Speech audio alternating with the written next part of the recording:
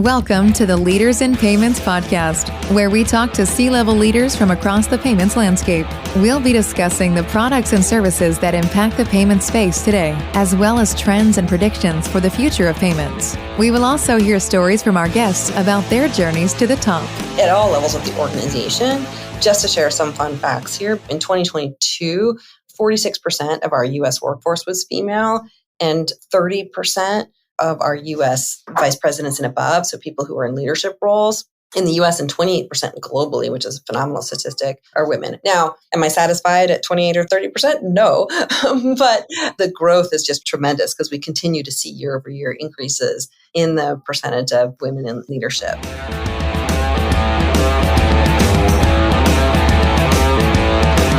That was Clover Network's CMO, Andrea Gellert, and she is my special guest on this episode 237 of the Leaders in Payments podcast, and I'm your host, Greg Myers. Andrea earned her very first dollar selling avocados with her neighborhood friend. So how did she wind up in payments? You'll have to tune in to find out. But, spoiler alert, it was a tough choice between deodorant and financial technology. Andrea is here to help me kick off our annual Women Leaders in Payments Month. Clover is the leading cloud-based POS solution for small and medium-sized businesses in the U.S. They offer a front office solution for payment acceptance, as well as a technology platform for business management. Andrea and I spent some time talking about her most eye-opening moments throughout her career, as well as her journey to the role of CMO. We also discussed the most powerful lessons she learned from a round of constructive criticism that continues to influence her management style even to this day. We've got a great episode ahead, so let's get started.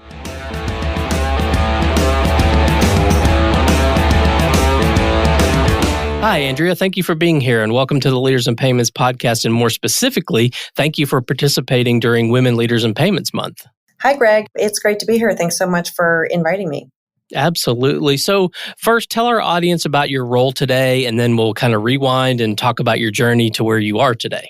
Absolutely. So I am currently the Chief Marketing Officer of Clover. And for those of people who don't know what Clover is, we are the leading cloud-based point-of-sale solution for small and medium-sized businesses in the United States. So when you go to pay for something and you want to use your card or any other form of payment, that's kind of what a point-of-sale solution does. And it manages not just that kind of front office activity of taking payments, but also really provides an overall business platform for small businesses. So that's what Clover is. And we're a part of Fiserv, which is a global financial services technology provider.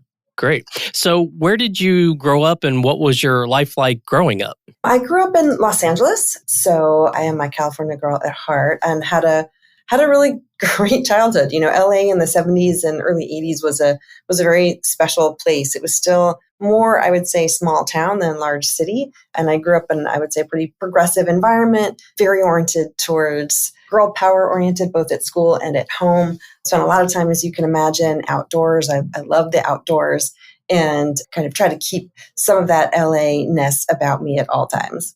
So when you were growing up, were you more like the lemonade stand builder, the entrepreneur type, or were you more like the planner or organizer of the Friday night out with friends?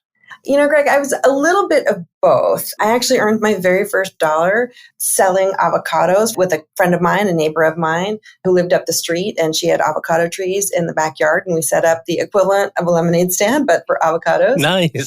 on the corner in our neighborhood. But I was also an organizer. I think I tend to be a fairly structured person and do like to corral people. So I think, you know, I was also a bit of definitely the planner for sure. Okay, great. So next question is around your very first job. So I always like to share mine's kind of a unique story. My mother worked at a university, a small college in Birmingham, Alabama, and I was 15 and they needed a person to wash the pots and pans in the cafeteria.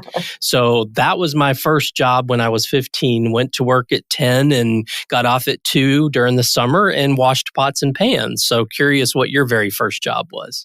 My very first job was, I would say, equally mundane. I worked in a clothing store, but I didn't actually get to work in the store itself. I was working in the warehouse behind, this clothing store where we basically had to spend all of our time unpacking boxes of jeans and shirts and other clothing. And then we had to tag everything to get it ready to be put out in the store and merchandised in the store. And I think my biggest lesson there, which came as a real shock to me, was just how marked up retail prices are. The difference between wholesale prices and resale prices, something I learned at a really early age. I probably just finished my sophomore year in high school. And then my other fun job, which was, I guess, my second job, but not my first job, was that I was an early barista, which is somewhat ironic because I'm actually a tea drinker. I'm not a coffee drinker, but I spent an entire summer telling people about, the difference between a espresso and a latte, and that this type of coffee bean, because we sold all different types of coffee bean, like this type of coffee bean tasted more like chocolate with notes of whatever cinnamon, and this other type of coffee bean tasted stronger and smokier. And I of course didn't taste any of the coffee and had no idea what they tasted like. Nice. That's funny. Well, let's switch gears and go back and talk about Clover a little bit. I want to make sure we dive deeper. You mentioned a little bit about Clover at a high level, but I wanted you to maybe tell us a little more about what Clover does. So we're really a point of sale and business management platform. So like I said, we offer not only just payments acceptance, but we also support running a business owner day-to-day operations. As you can imagine, we have very robust hardware for point-of-sale devices and very flexible payment solutions. But what business owners need is to be able to connect the dots across all of their businesses, right? Their business operations. So they have employees they need to manage. They have customers they need to manage and market to. They have inventory and items that they need to keep track of. And so when you think about it, whether or not you're a restaurant or retailer or a service provider, all of these like financial management, customer management, and employee management needs are very much connected to payments. And so Clover provides a unique platform to enable businesses to really run and grow and operate their businesses in a way that is super intuitive and flexible and all in the cloud. So it's easy to keep up to date. Yeah, I've always thought of Clover as sort of like an operating system for a business, right? It's what a business uses to run their business. And correct me if I'm wrong, not only does it have a lot of the software components, like you mentioned, the inventory management, people management, all that, also there's hardware, right? Right. We're very proud of our hardware, not just because it looks great, which it does and can survive, crazy hot temperatures and crazy cold temperatures and being bounced around. We actually have a great facility that I've been to that shows all the different tests that we put our hardware through. But you can also do a lot of business operations actually in the hardware itself. So it has its own software connected to it. And I think that that's an evolution we've been making at Clover, where I think we initially were really known for our hardware solution, but we are equally becoming known for, and quite frankly, have real power in the software that we provide. And so, creating different points of software access, whether or not it's desktop, in mobile, on the device itself, is something that is really important because businesses need to be able to operate their business wherever and however they need to. And so we want to make sure that that's all part of the ecosystem that we offer. Is it fair to say that Clover is sort of the small business brand within the larger Fiserv company? It certainly is from a merchant services perspective. Clearly on, Fiserv, we offer a lot of core banking platforms, and we offer core banking platforms that support small business operations in the institutions, the financial institutions that we support. But when it comes to merchants and payments and point of sale, Clover is the brand for that at Fiserv. Okay. And what would you say differentiates Clover from your competitors? We're just simply better, Greg. I think the head of our business, my boss, I think said it best, which is that we have the best combination of service, solution, and value in the market. Our platform provides tremendous flexibility across the applications that you can load into it, the software packages we have, the flexibility of our hardware. We also have a really differentiated services model. We have actual people on the street, over 6,000 people in market there to do nothing but support our merchants and help them get the most out of our services. And then we're very focused on championing small businesses in the communities that they are in. We know and understand just how much grit and determination it takes to run a small business, and that really inspires and motivates us. And so we invest in and partner with community organizations that support small businesses. We have small business incubators and grant programs and other developmental resources.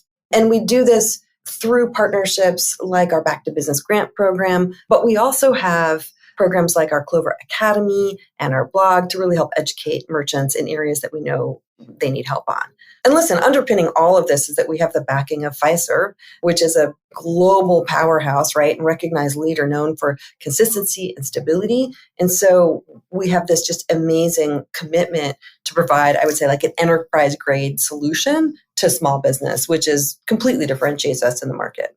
And being somewhat of an outsider, although I'm a payments person, I've always seen Clover as being, having the relationships with their merchants, as opposed to, a lot of payments companies can fall into the trap of being very transactional, right?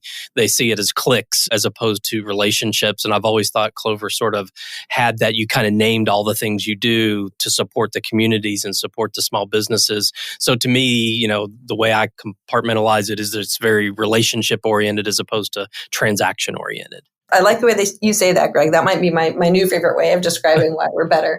Yeah, I think that's right. We believe in having a human connection with our businesses, and we do that both in terms of accessibility, right, to people here at our company and the accountability that people here have to small businesses, and also just making sure that our product is intuitive, right, and feels like a human designed it, right, somebody who understands what a restaurant needs or what a retailer needs or what a gym needs. That's our way of showing up as human as well. So where do you see the payments industry headed, say, in the next 2 to 3 years? I think that in the next couple of years, it's really going to be about convenience, how to streamline that customer journey. How do you eliminate as many barriers to customers buying as possible, right? Because the less friction, the better. I think trends like omnicommerce will continue to grow and expand. Consumers are just expecting it to be easy to buy, whenever I want to, however I want to, with whatever payment I want to, whether or not that's Apple Pay or we just launched Apple Tap to Pay, or in addition to digital wallets, it's buy now, pay later. It could be different forms of currency. So I think whether or not it's online or offline, I think that absolutely those trends are going to continue. They've already started, but we're seeing them accelerate.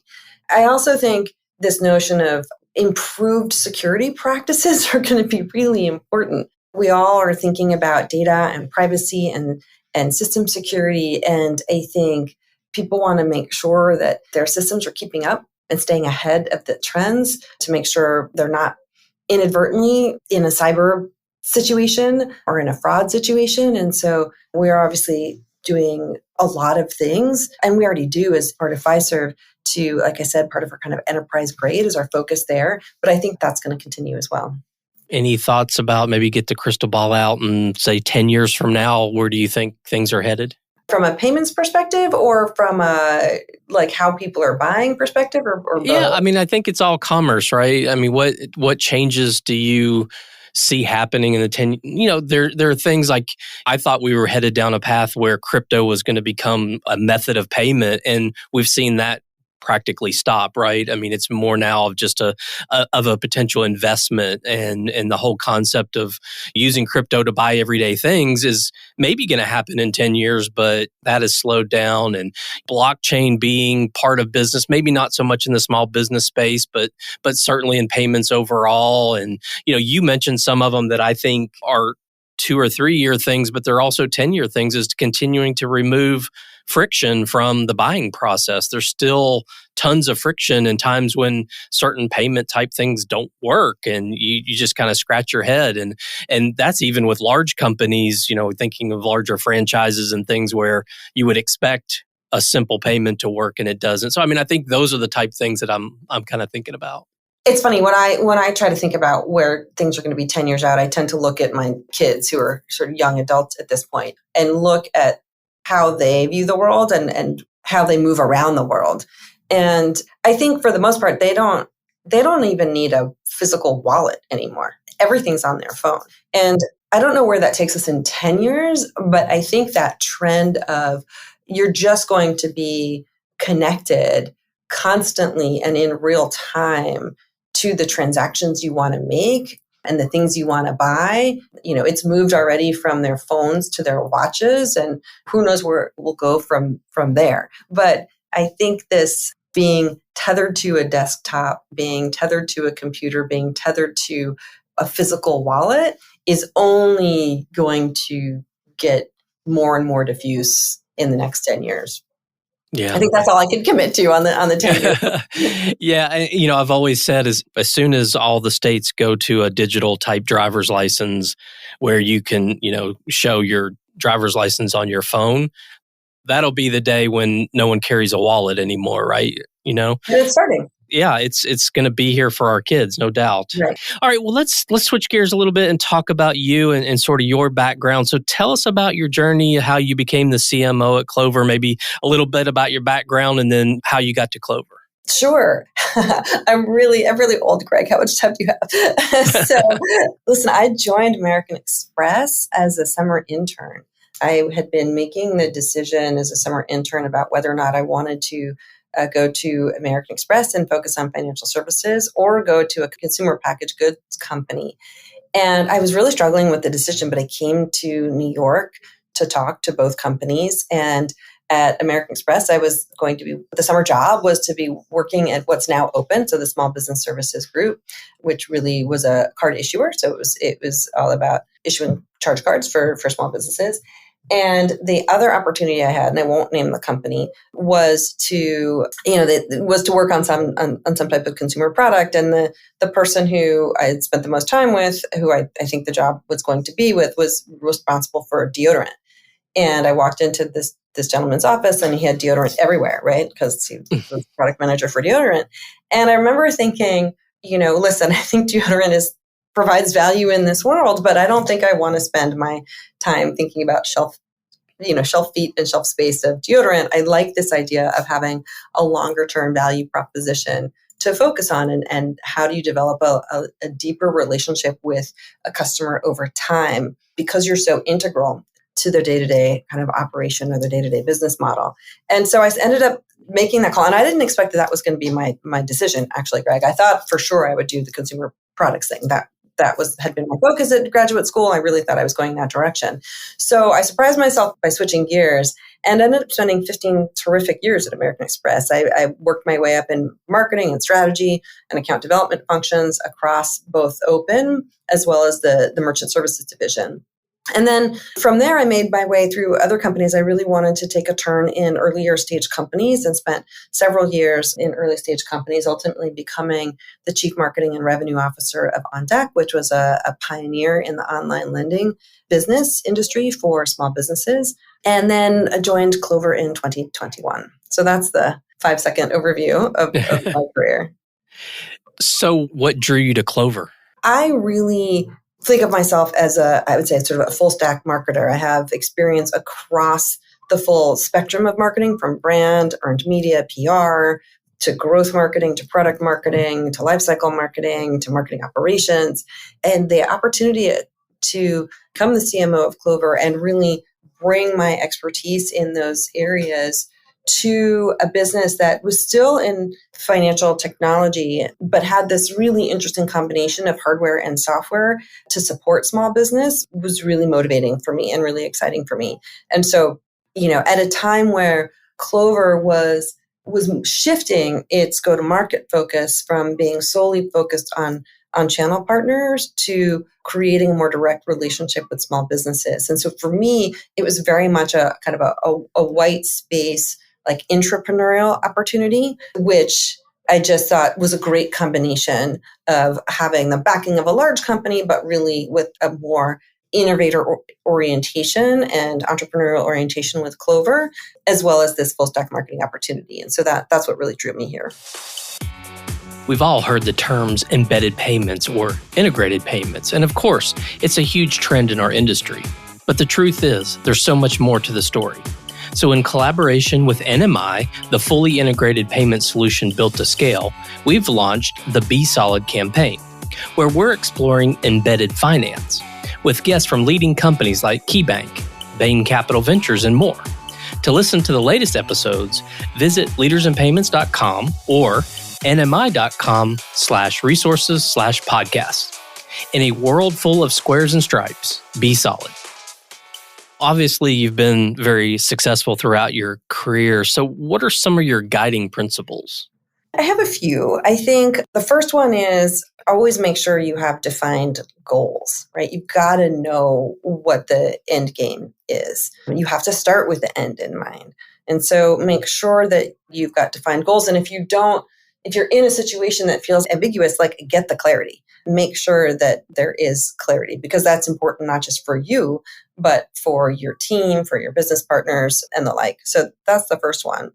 The second one is pay attention to the customer. I know that sounds really basic, but it can be harder to keep yourself focused on the customer than you think, right? Because the work can sometimes get in the way, or different teams can get in the way, or different challenges can get in the way. And it's easy to get caught up in the product or the numbers or whatever and lose sight of who your customers are and what's happening with them and what your competition is doing, to help them or not help them. So second one is definitely pay attention to the customer. The third is about empowering your team. I mean, I was, like I said, was really fortunate to grow up at a company that, like American Express, that really believed in professional development and coaching and training development. And so I think there's the side of empowerment from a team perspective, which is about strategy and setting a vision, that it's important that people on your team know what winning looks like. So that's the first part of empowerment. But the second part of empowerment is the coaching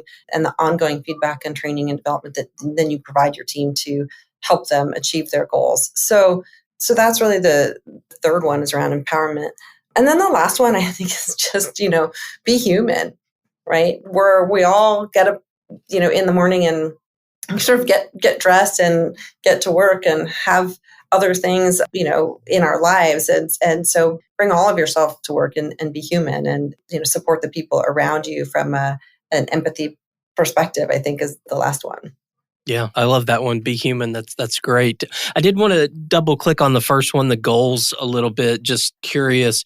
So is it something that you're very prescriptive? Do you write them down on a daily, monthly, weekly, quarterly, annual basis? Like what is when you say, set goals, have that end game in mind, kind of define that a little if you can. I think you have to draft a little bit off about sort of how your company operates, right? But I've been in environments that had 6-month goals, which I thought was really interesting. I've been in environments that have annual goals.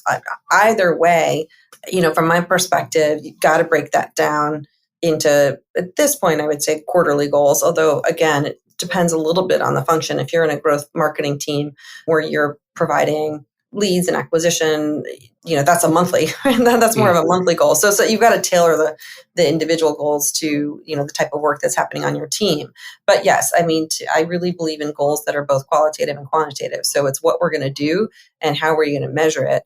And so because the KPIs are just super important, right? Like we can launch something and we can have a spectacular launch, but if it doesn't actually deliver the revenue or deliver the numbers, then the launch wasn't that spectacular, was it? So it's quarterly at a minimum for most of the team, monthly, like I said, for more like performance marketing folks. And then obviously there are milestone goals. If you really are doing a big go-to-market launch, there's going to be goals around specific milestones. What I don't do is just have an annual goal and then try to track it from a year to date. How are we tracking against the annual goal? I think that's, in my experience, it allows for too much slippage. It allows for too much, we can make up for it next month. We can make up for it at the end of the year. That's why I just prefer, I would say, shorter term goals in service to a potential longer term goal. But you got to have both in my mind. Okay. Well, I think most of us have had, a few eye-opening moments in our careers. So maybe could you share a few of those that you've had in your career? Sure. I think some are personal and some are more about the work. So if I start with one that's more about the work, when I left American Express after being there for 15 years, and it's a 50, 60,000 person company, very large, very structured, and went to my first startup, which was the opposite. It was 70 people in a loft in Soho, had no structure, which was part of the reason why I was brought in. And I guess what was so eye-opening for me was, how at that size, every person really matters. And you have to make sure that people's attentions are focused, because it can be, people like being in startup environments because there's lots of possibility, which is great. There's lots of possibility, but you can't explore every possibility. Otherwise, your efforts get diffused. You can't advance the business. And so it was that real eye-opening experience where it was like tons of exuberance and excitement, but then also a bit of chaos. And so how do you create some structure so there's not as much chaos without losing the energy and excitement and what it means to be in an entrepreneurial environment? I think was a really eye-opening experience for me. I think it was also really eye-opening because it's where I first learned about kind of just how tech kind of truly works, what it means to be so close to rapid innovation and that kind of pace of change.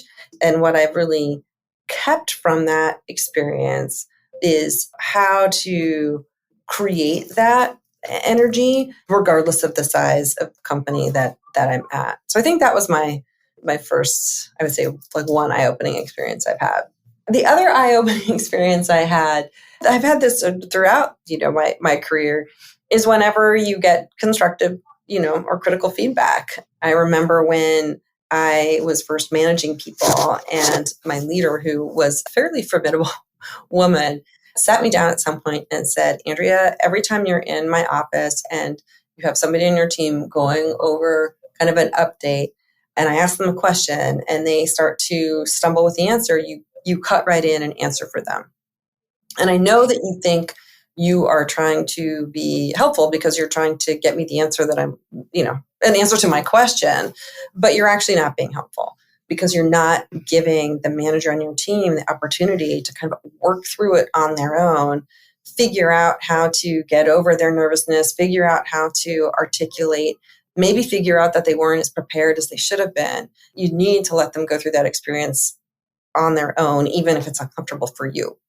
And that has been something that has stayed with me. And I've tried to remember that as often as possible. I'm not so sure I get it right 100% of the time. I still probably, cut in just because that's my nature. But I try to remember the lesson I learned from feedback like that, which I've received, I would say, in abundance over my career. Yeah, I think that's a great one. I think that will resonate with a lot of people, I'm sure. What advice would you give someone, let's say they're coming out of college and they look at the payments or fintech industry and they say, hey, I want to have a career in this industry. So maybe it's someone that you're hiring right out of school in your current position, and they come to you and say, hey, I want to build a career in payments. What do I need to do to be successful? What would you tell them? I mean, I would say, first do the research, understand what payments is. It's when you look at the payment space, when you look at the fintech space, it is large, it is complex, but there is a lot going on. So I would say try to be more specific than just saying you're interested in payments, right? Really figure out what area you think is interesting. Who are the major players in those spaces that you think are interesting?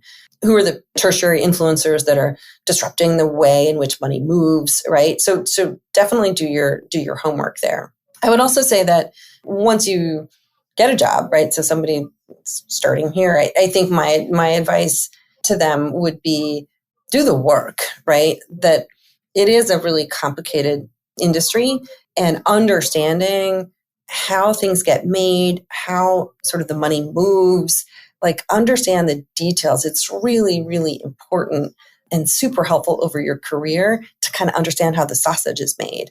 Even if that means that, as it likely will be because you're in a kind of beginner job, that the work itself may be kind of mundane. The work itself may be a little boring, but, so it may not be the most glamorous work, but learn the details of the business because it'll just pay enormous dividends, right? Because you'll know how things operate, and that will really help you as you kind of move up the ranks. So that would be sort of the second thing. I think that the third thing would be know the business in terms of the customers, your numbers, the tech, right?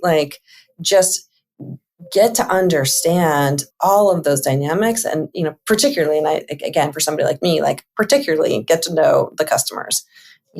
and do that by talking to customers, do that by talking to sales teams, do that by going on the various online forums, following social media, like really, really get to understand the customers, because all of these things will help educate you as a new kind of leader in payments, but it'll also enable you to think more strategically about the business and, come up with really creative ideas that will help you in your job. I think that's all very, very good advice. Well, let's wrap up with one final question. Talk about what Clover / Fiserv is doing, to help and, foster an environment where, women can bring their full selves to work and be successful. Yeah. And overall, I would say Fiserv is just a super impressive company when it comes to its commitment to diversity. Just to share at all levels of the organization, just to share some fun facts here, because I think it's really sort of great and relevant to your question. In 2022, 46% of our U.S. workforce was female, and 30% of our U.S. vice presidents and above, so people who are in leadership roles in the U.S., and 28% globally, which is a phenomenal statistic, are women. Now, am I satisfied at 28 or 30%? No. But, it's the growth is just tremendous, because we continue to see year over year increases in the percentage of women in leadership. And these statistics and these sort of fun facts don't happen by accident, right? Our company is just really committed to building powerful solutions, and recognizes that having a diversity of background and thought and experience, and certainly gender, is key to making sure that we have the best solutions. And so we have really an impressive group, I would say, of extremely talented, smart, and hardworking people here. And a significant portion of them are women. And to further their opportunities, we have programming throughout the company. We have Women in Tech. We have our Women's Impact Network, which is an employee relationships group. We also have this amazing program called which is a Leading Women program. That is I think it's almost a year-long or 6-month-long program for women to have a learning agenda. And it's just a phenomenal program for women to develop critical skills to enhance their professional growth. Those are the types of, just to give you a sense of the types of things that Fiserv does that, obviously as part of Fiserv, Clover and women in Clover participate in. Well, Andrea, we've covered a lot of ground about Clover and you and sort of, your view on advice and women leaders. Is there anything else you'd like to go over before we wrap up? No, I think that the payments space is an extremely exciting one. I think that the point of sale space, I would venture to say, is even more exciting, because it includes payments as well as so much more. And I think that, I think it's always been a space where women have flourished, and it's great to see the trends just continuing. So I really appreciate the opportunity to talk to you during your Women Leaders in Payments Month about both. Great. Well, I know your time's very valuable, so I really appreciate you being on the show today. Oh, it was great talking with you, Greg. Thanks so much. Thank you. And to all you listeners out there, I thank you for your time as well. And until the next story. Thank you for joining us this week on the Leaders in Payments podcast. Make sure you visit our website at leadersinpayments.com, where you can subscribe to the show and where you'll find our show notes. If you enjoyed listening, please share on your social channels as well.